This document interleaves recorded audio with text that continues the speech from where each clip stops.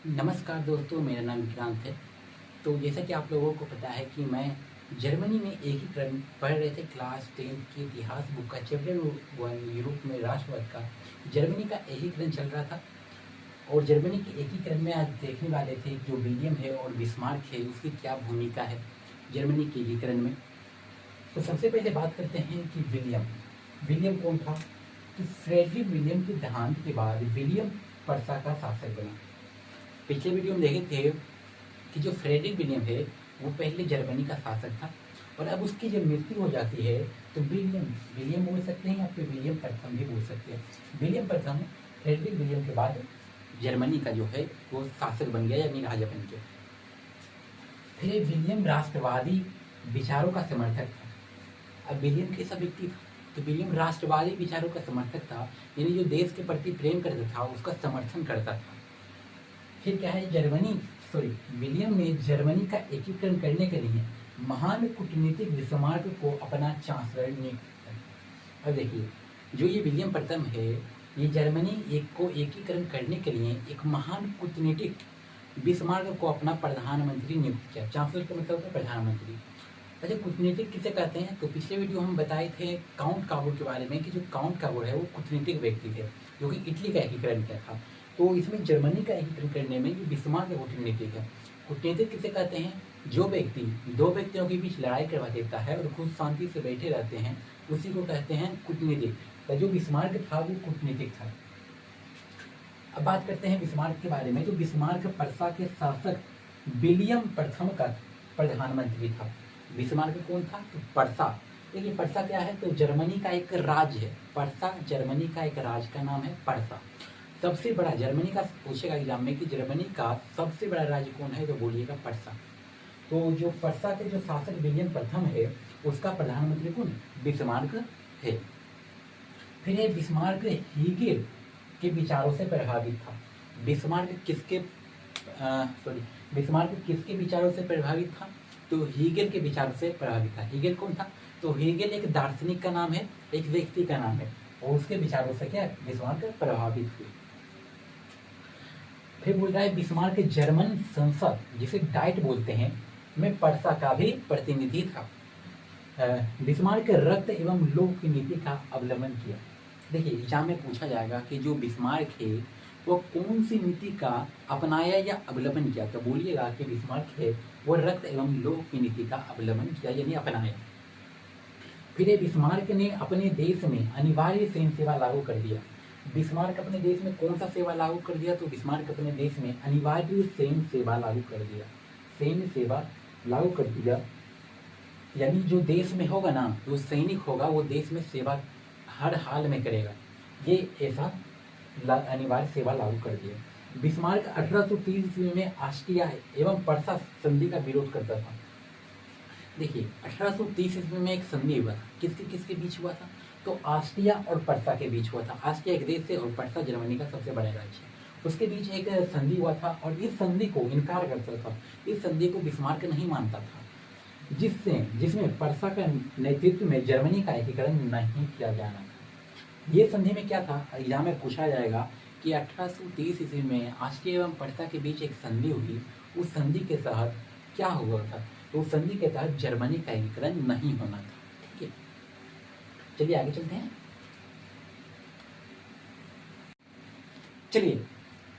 हैं। फिर बोल रहा है कि 1864 ईस्वी में पर्सा बताएं कि जर्मनी का एक बड़ा सा राज्य है जिसे पर्सा कहते हैं। पर्सा ने ऑस्ट्रिया के साथ मिलकर, किसके साथ मिलकर? ये ऑस्ट्रिया। देखिए यहाँ पे मैप है, इसमें 4 देश है। कितने देश है? 4 देश है। ये है जर्मनी और हम लोग किसका एकीकरण कर रहे हैं? तो जर्मनी का एकीकरण कर रहे हैं। ये जर्मनी है, इसके बाएं ओर फ्रांस है, दाएं ओर ऑस्ट्रिया है और सबसे ऊपर उत्तर में डेनमार्क है। ठीक है, यहाँ बोल रहा है कि ऑस्ट्रिया से किसके साथ? ऑस्ट्रिया से के साथ मिलकर सेल्सविक और होल्स्टीन, जर्मनी का 2 राज्य यहाँ पे आया है, सेल्सविक और दूसरा है होल्स्टीन, को मुद्दे को लेकर डेनमार्क पर आक्रमण करती है। देखिए 2 राज्य है, पहला यहाँ पे सेल्सविक है और यहाँ पे होल्स्टीन है।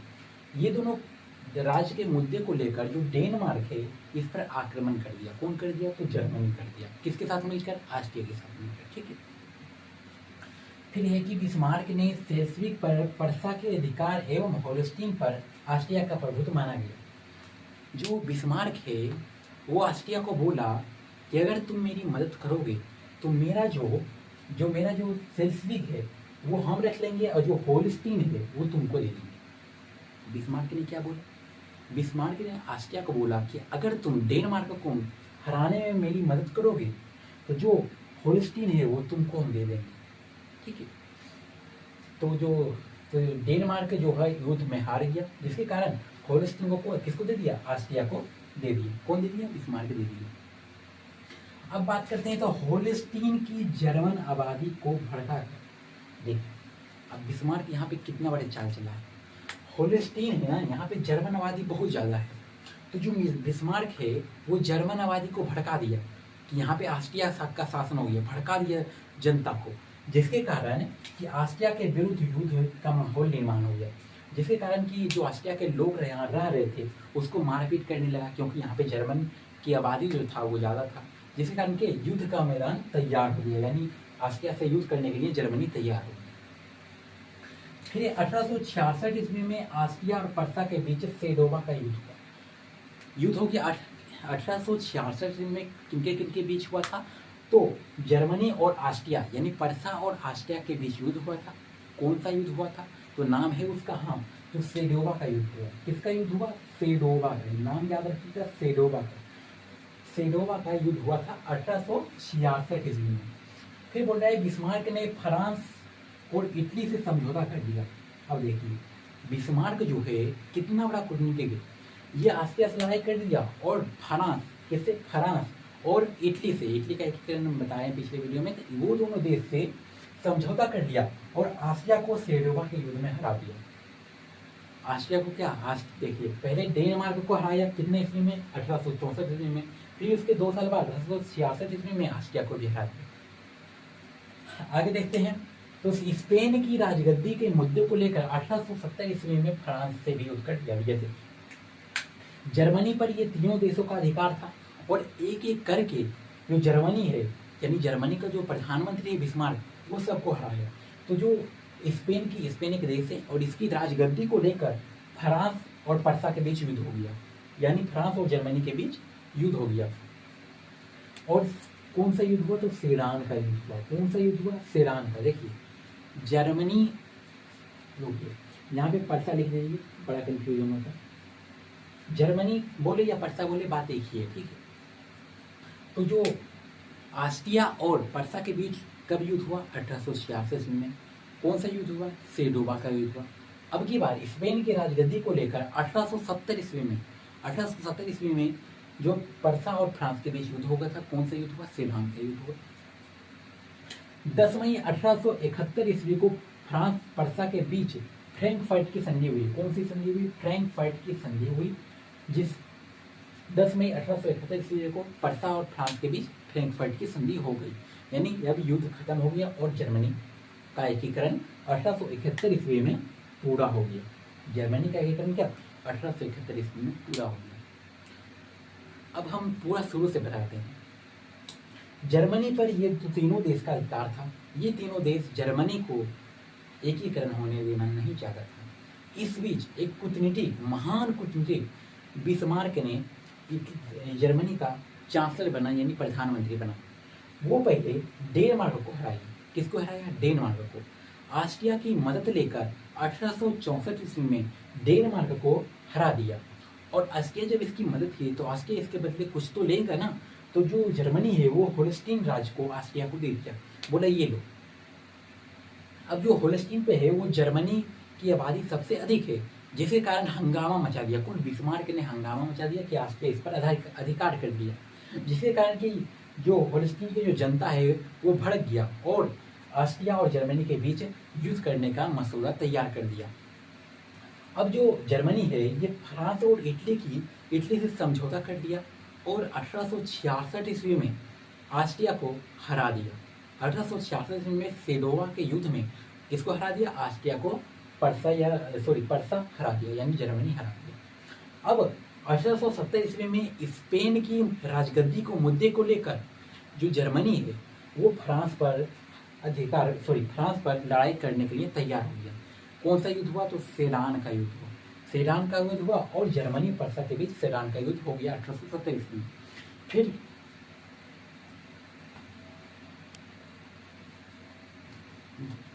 1870 ईस्वी में फ्रांस और जर्मनी के बीच कौन सा युद्ध?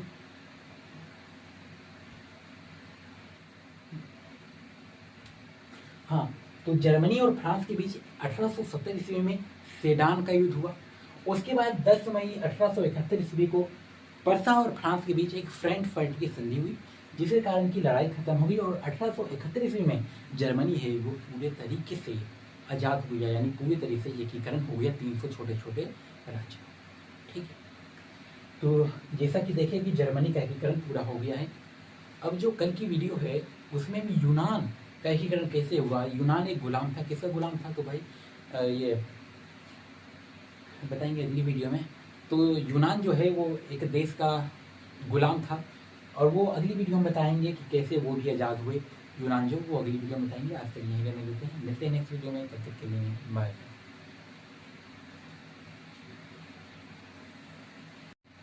याद आ गया, जो यूनान जो था वो तुर्की का गुलाम था। ठीक है, वो अगली वीडियो में जानेंगे। आज तक यहीं रहने देते हैं, मिलते हैं नेक्स्ट वीडियो में, तब तक के लिए बाय।